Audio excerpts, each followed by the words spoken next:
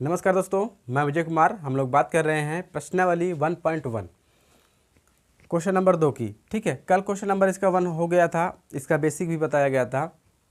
तो आज हम लोग बात करते हैं क्वेश्चन नंबर 2 की और हम बेसिक से चलेंगे, एक एक स्टेप आपको बताते हुए चलेंगे ताकि आपको कहीं दिक्कत ना हो। ठीक है, चलो।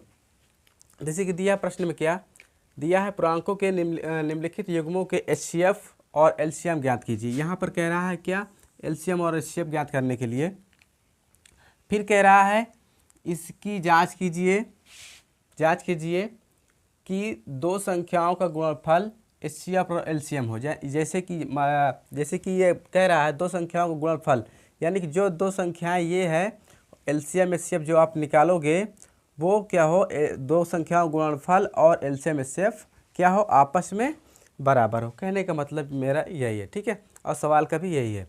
चलो क्वेश्चन को स्टार्ट करते हैं। पहला उठाते हैं, हल करेंगे। ठीक है, 26 और 91। देखिए, इसे निकालने के लिए मैं दो तरीके आपको बता सकता हूँ। जैसे कि यहाँ पर एक होता है ना, LCM निकालने के लिए मैं कल बताया था। LCM निकालने के लिए हमें क्या करना होता है, दो तरीके से निकालना होता है। पहला है आपका क्या नियम था, गुणनखंड विधि। ठीक है, विधि। और दूसरा आपका क्या था, भाग विधि। ठीक है, इसी प्रकार आपका क्या था, HCF भी था। इसमें भी कितने नियम है आपका, दो नियम से बताया गया था HCF। पहला क्या था आपका, गुणनखंड विधि। ठीक है, और दूसरा आपका क्या था, भाग विधि। यानी कि ऊपर वाला और नीचे वाला दोनों का प्रोसेस सेम है।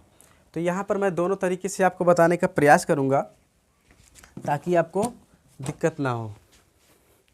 ठीक है, चलो।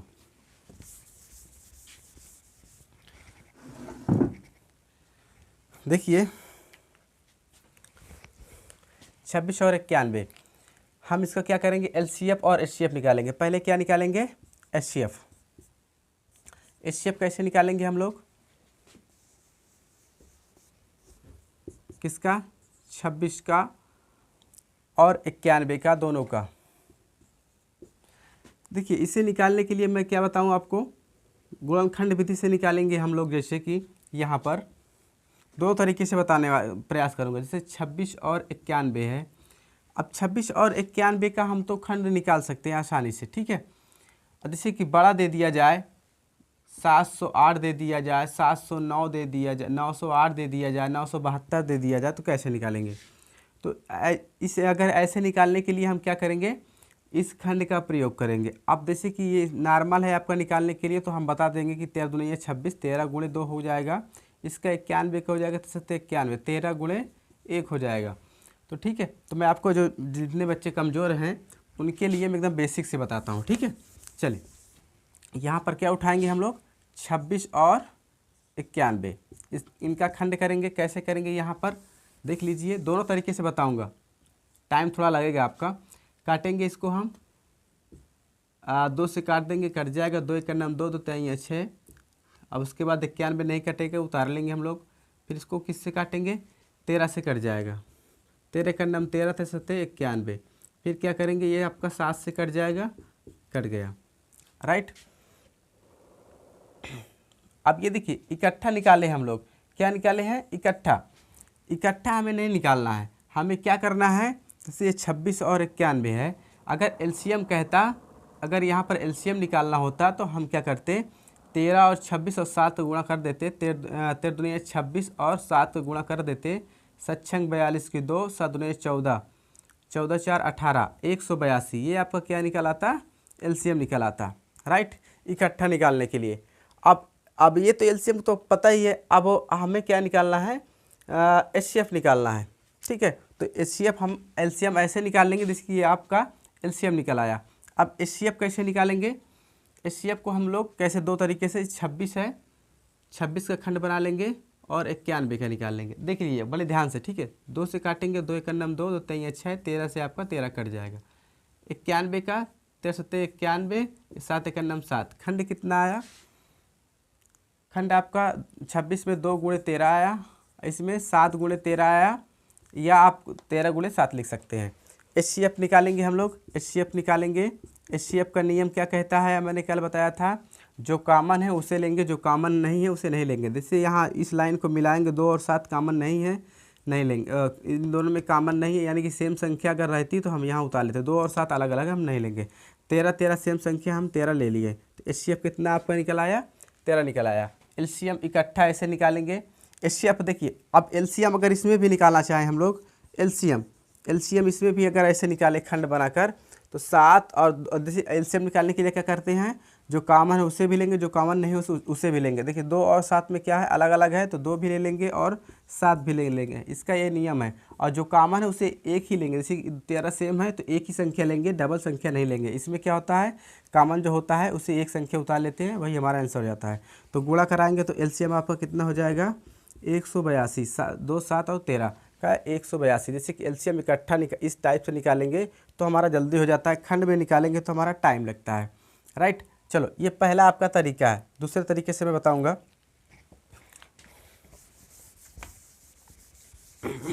चलो देखते हैं आगे, थोड़ा और देखते हैं। HCF ये हो गया यहाँ तक, ठीक है। अब क्या कह रहा है, ये कह रहा है कि 2 संख्याओं का गुणनफल, यहाँ पर बड़े ध्यान देखना, 2 संख्याओं का गुणनफल बराबर कितना हो, HCF गुणे LCM हो, ठीक है। तो 2 संख्याओं गुणनफल कहने का मतलब इसका कौन है, 26 और 91। 26 और 91 का हम गुणा करा देंगे, ठीक है। HCF कितना है, 13 है, और LCM कितना है, 182 है, राइट। देखिए कोई कटता तो काट दीजिए, 13 दूनी 26, 2 बार में कट गया। 91 से काटिए, इसको कट जाएगा तो सेम संख्या से कटनी चाहिए। जैसे 13 से 13 को हमने भाग किया, कट गया। 2 से 2 भाग किया, कट गया। अब यहाँ पर 91, 13 का नाम 13, आपका कितना बच जाएगा,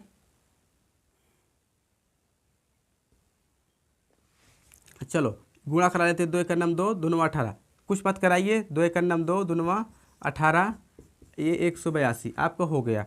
जैसे आपको कुछ काटना पीटना नहीं है तो क्या करते आप, 26 और 91 का गुणा करा देते, 13 और 182 का गुणा करा देते। जैसे कि मान लेते यहाँ पर 23 66 आता, 23 66 आता, यानी कि सेम संख्या आनी चाहिए। इसका दोनों को गुणा कराते, अगर 23 66 आता तो यहाँ भी 23 66 आना चाहिए, तब हमारा क्या होगा, आंसर सही होगा, ठीक है।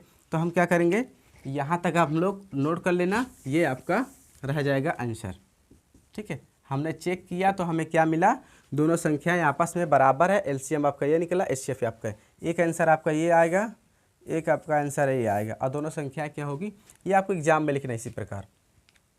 चलो नेक्स्ट स्टेप मैं आपको बताता हूँ। ये आपका फर्स्ट नियम था, ठीक है, फर्स्ट नियम। सेकेंड नियम में देखिए, आप इससे भी कर सकते हैं, आप अलग भी कर सकते हैं। चले